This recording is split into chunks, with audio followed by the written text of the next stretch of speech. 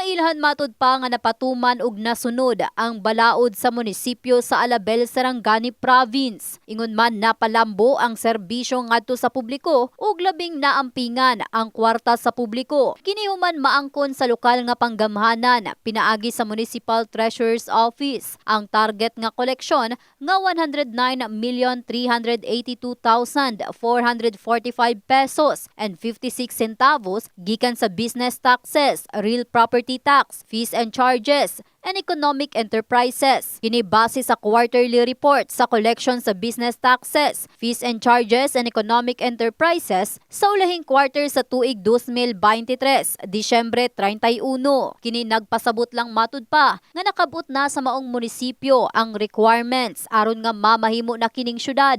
Base sa Republic Act No. 11683 nga nag-amendar sa Section 450 sa Republic Act 7160 o ang Local Government Code of 1991 kon cityhood ma-convert sa component city ang usa ka munisipyo nga adunay annual income of at least 100 million pesos for 2 consecutive years. More or less na pa sa mga 30 plus ka mga provinces na walay component city.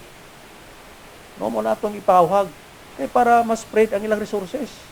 Kay mo man atong intensyon, di ba? Kay kung magsudan ng level 3, mas damor ang economic activity mo kusog, daghang trabaho. Di ba? Daghang pag-investor nga mosulod.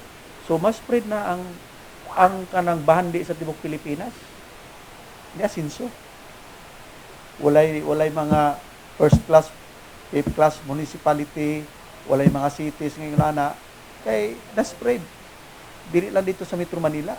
Bisan pa man ang mga residente, masinati na karon pa lang kung itandi man matud pa kaniadto ang mga kabag-uhan sa ilang lugar. Ug wala matud pa'y imposible nga mamahimong syudad ang ilang lugar. Samtang nanginaot usab sila nga mas mulambo pa ang ilang lugar ug daghang mga residente ang makabenepisyo sa Manila kung unsa man ang maangkon nga mga kalambuan sa ilang munisipyo, pinaagi sa daghan pang proyekto, ilabi na sa natad sa edukasyon, infrastruktura, agrikultura, peace and order, healthcare, economic development ug pagpauswag pa sa turismo ug pagpanalipod sa kinaiyahan.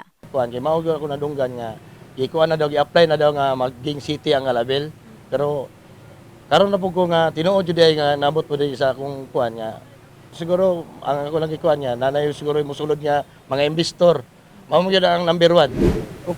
Excited mo ma'am kay dugang po sa mong income. Halimbawa kung daghang investor, daghan pug tao mo ani dire. Hagit usab sa mayor ngadto sa mga lideres. Land area, population, karon kay more than 100 million na may income, genuine man gyud ang 100 million na. So tabangan na unta.